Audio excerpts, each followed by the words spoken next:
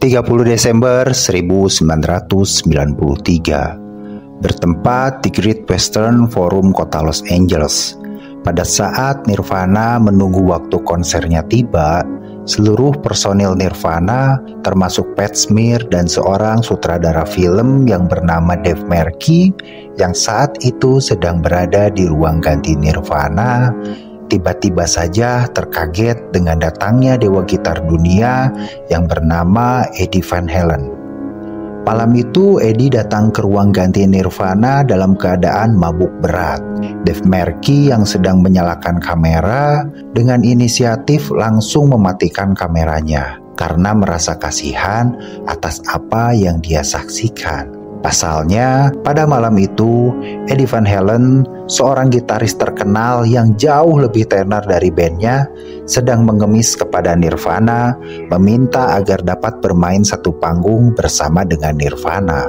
Eddie memohon kepada Chris Novoselic sambil berlutut agar diikutkan naik ke atas panggung. Kurt yang baru datang ke ruang ganti ikut terkaget dengan kondisi tersebut, namun mencoba tenang walau Eddie Van Halen ambruk di hadapan Kurt Cobain dengan mulut monyong agar bisa berjam session bareng Nirvana di atas panggung. Eddie Van Halen bukanlah orang biasa dalam list idola Kurt Cobain. Nama tersebut pernah diidolakan oleh Kurt. Namun pada malam itu Kurt sangat begitu menyesal atas apa yang terjadi dan mengatakan hal yang menyakitkan dengan nada yang datar. "Enggak, kamu nggak boleh main bareng kita. Kita udah nggak butuh gitaris tambahan lagi." Eddie Van Halen yang tidak percaya atas apa yang Kurt katakan, lalu menunjuk ke arah Pat Smear dengan kalimat yang tidak sedap untuk didengar. "Kalau gitu, biar aku gantikan si gitaris Meksiko itu. Dia orang mana?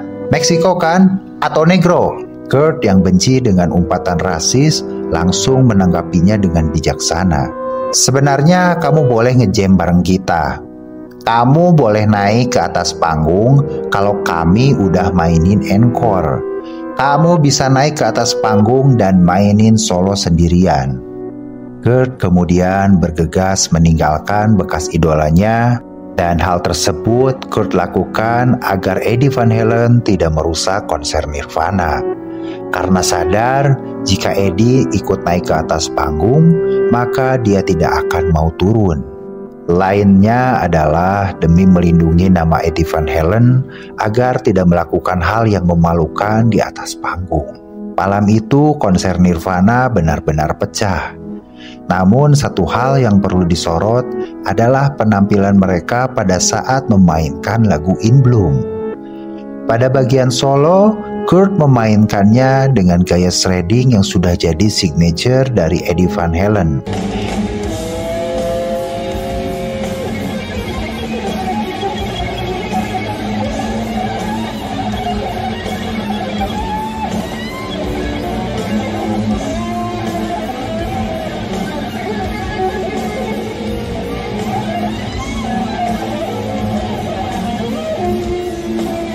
Dan entah apa maksudnya.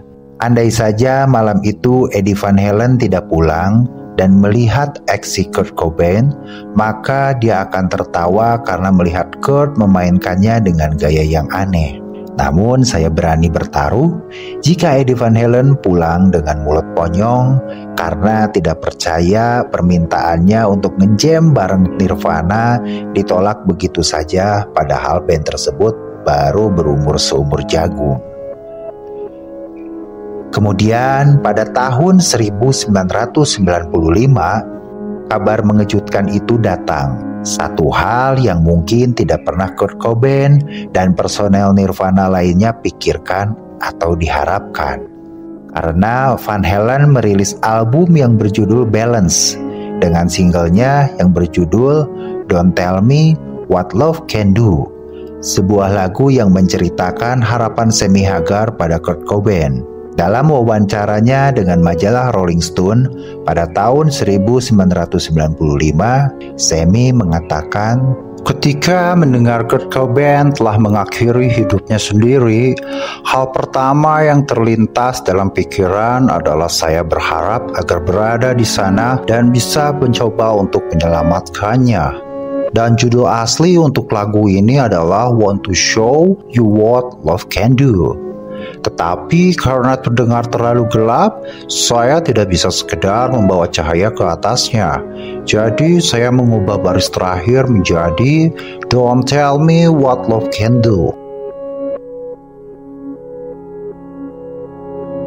Seandainya kamu memiliki mesin waktu untuk kembali ke masa lalu dan bertemu Kurt Cobain dan bertanya mengenai konser pertama apa yang kamu tonton dalam hidupmu, dan jika Kurt menjawab Black Flag, itu artinya kamu sedang dibohongi.